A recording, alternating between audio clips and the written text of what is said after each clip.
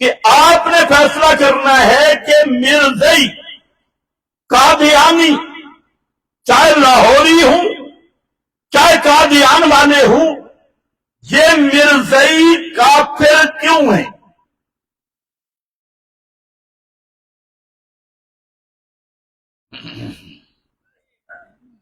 ختم نبوت میں بڑی تقریریں ہوتی ہے، کبھی یہ سوال بھی اٹھاؤ یہ کافر ہے یا نہیں؟ بولو، اونچے بولو، کیوں ہیں؟ کیوں کافر ہیں؟ داڑھی نہیں رکھی ہوئی؟ کیوں کافر ہیں؟ 5 نمازیں نہیں پڑھتے؟ مرزئی 5 نمازیں پڑھتی ہیں، مرزئی کعبۃ اللہ کو قبلہ سمجھتا ہے، مرزئی اس قرآن کو کتاب اللہ ماننے کا دعویٰ کرتا ہے، مرزئی کی عبادت گاہ سے بھی 5 اذانوں کی صدا بلند ہوتی ہے، مرزئی سارے انبیاء سلسلہ نبوت کو بھی مانتا ہے، مرزئی قیامت کو بھی مانتا ہے، مرزئی روزہ بھی رکھتا ہے، مرزئی اگر موقع ملے تو حج کو بھی فرض سمجھتا ہے، زکوٰۃ کو بھی فرض سمجھتا ہے۔ میرا بھائی ذرا آ میرے ساتھ، مرزئی کلمہ پڑھ کے کافر، نمازیں پڑھ کے کافر، حج کر کے کافر، زکاتیں دے کے کافر، داڑیاں رکھ کے کافر، قرآن پڑھ کے کافر، اذانیں دے کے کافر، یہ سارے کام کرتا بھی ہے اور ساری امت کہتی ہے کہ وہ کافر بھی ہے۔ کیوں کافر ہے؟ تم نے تو مسئلہ اور سنا ہوا ہے، کلمہ گو کو کافر نہ کہو، کہتے ہیں کہ نہیں؟ بے ایمان ملا کلمہ گو کو کافر، نمازی کو کافر، درود پڑھنے والے کو مشرک نہ کہو، اذان دینے والے کو مشرک۔ پھر جاہل ملا یہاں یہ بھی پڑھتا ہے من صلی صلاتنا بس تقبل قبلتنا اکل ذبیحتنا، جس نے ہماری طرح نماز پڑھی، ہمارے قبلہ کی طرف رخ کیا، ہماری ذبیحہ کھائی، وہ مسلمان ہے۔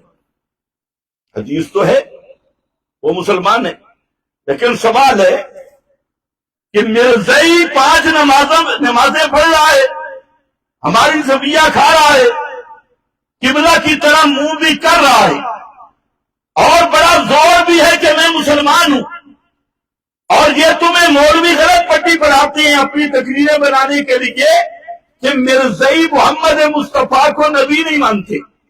مرزئیوں کا یہ عقیدہ ہے کہ محمد الرسول اللہ صلی اللہ علیہ وسلم اللہ کے نبی ہیں، اور جو مرزا گاما ہے قادیانی، وہ کہتے ہیں ان کو محمد مصطفیٰ کی اتباع میں نبوت ملی ہے۔ کس میں نبوت ملی؟ اتباع میں۔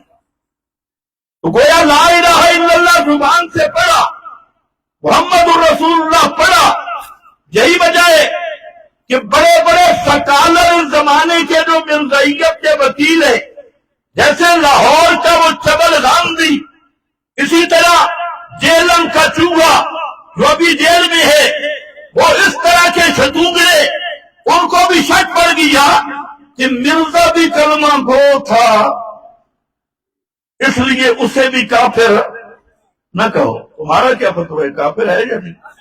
بولو، اتنی تاج پھنسے ہو،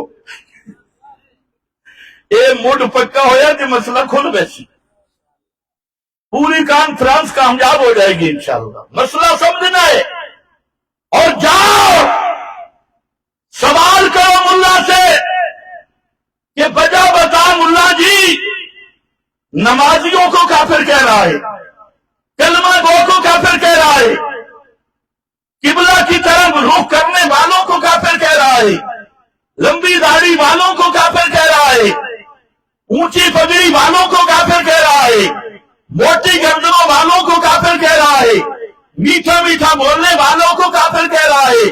مرزائیوں کی تقریریں میٹھی، پگڑی کئی گز کی، داڑیاں سفید اور بڑے پیار سے بولنے والے، ان کو کافر کیوں کہتا ہے؟ پھر اس لیے کہتا ہوں کہ وہ مسئلہ جو نص قطعی سے ثابت ہے، قرآن مقدس کی نص قطعی و دلالت بالکل واضح صریح آیت جو یہ مسئلہ بیان کر رہی ہے، ولکن رسول اللہ وخاتم النبیین، اللہ کے محبوب محمد صلی اللہ علیہ وسلم اللہ کے رسول وخاتم النبیین اور آخر النبیین، سارے نبیوں کے آخری نبی اور آخر من نبیا، ختم نبوت کا معنی یہ ہے جن کو نبوت ملنے کے بعد کوئی نیا نبی بن نہیں سکتا۔ آخر من نبیا، جس ہستی کو نبوت ملنے کے بعد کوئی نیا نبی بن نہیں سکتا، یہ بات ہے قرآن مقدس کی آیت۔ اور یہی معنی پیارے پیغمبر نے حدیث متواترہ میں کیا۔ متواتر حدیث، لا نبی بعدی انا خاتم النبیین، لا نبی بعدی، یہ تشریح ہے خاتم النبیین کی۔ لا نبی بعدی، میرے بعد کوئی نبی نہیں۔ لا نفی جنس کا کوئی نبی نہیں، جیسے لا الہ الا اللہ، اللہ کے سوا الہ کوئی نہیں، ذاتی طور پہ بھی، عطائی طور پہ بھی، کلی طور پہ بھی، جزئی طور پہ بھی، ذلی طور پہ بھی، اصلی طور پہ بھی۔ جس طرح رب کے سوا ہر قسم کی الوہیت کی نفی، کسی طرح محمد مصطفیٰ کے بعد ہر قسم کی نبوت کی نفی۔ لا نبی بعدی، میرے شیوخ